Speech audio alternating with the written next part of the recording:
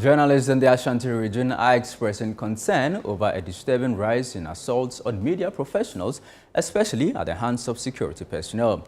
They are calling for urgent action beyond mere press statements to safeguard press freedom and ensure their safety on the job. ChannelOne News' Ashanti regional correspondent Doris Lonta has more in this report. While the Constitution promises press freedom, the reality on the ground is increasingly hostile, particularly from some of the very security agencies mandated to uphold those rights. In 2018, Lateef Idris of the Multimedia Group was brutally assaulted at the police headquarters. In 2021, Caleb Kuda of City News was manhandled by national security operatives for filming within what they described as a restricted zone. His colleague Zoe Abubeiduado was also detained by heavily armed SWAT officers in connection with the same incident. In 2025, Kwabena Jekumbanahene of GH1 TV and Star FM was assaulted by a police officer while covering the Ablikuma North parliamentary election rerun. The most recent incident involves Carlos Kaloni of Joy News, who was physically attacked by military officers while reporting from a demolition site. These examples are part of a growing list of incidents that journalists in Ghana say reflect a worrying pattern of abuse and intimidation. Journalists in the Ashanti region say they now feel unsafe doing their job and are demanding accountability, not apologies. Oftentimes when these things happen, they will tell us they are investigating, but at the end of the day, we don't see anything. The talk is becoming too much.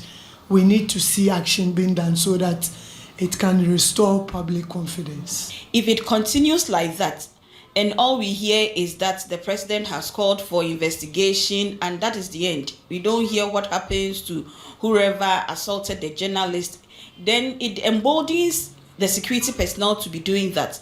But if someone of them or one of them is either dismissed, sentenced, punished according to the law, then when they go on the field and they see that the media is also working, they will accord them the needed respect. I will also encourage that we set up even a legal committee or a legal desk of the Ghana Journalists Association will be following up on all these attacks. Journalists say that where there are concerns about unprofessional conduct, there are legal and administrative channels to seek redress, not violence.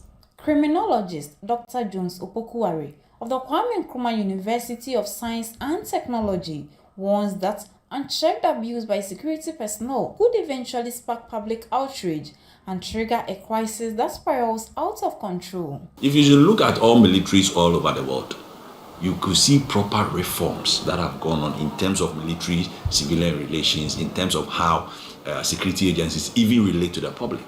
Okay, and for some reasons, our security agents, especially the military, they still seem very stuck. Reporting for ChannelOne News, I'm Doris Lonta, Ashanti region.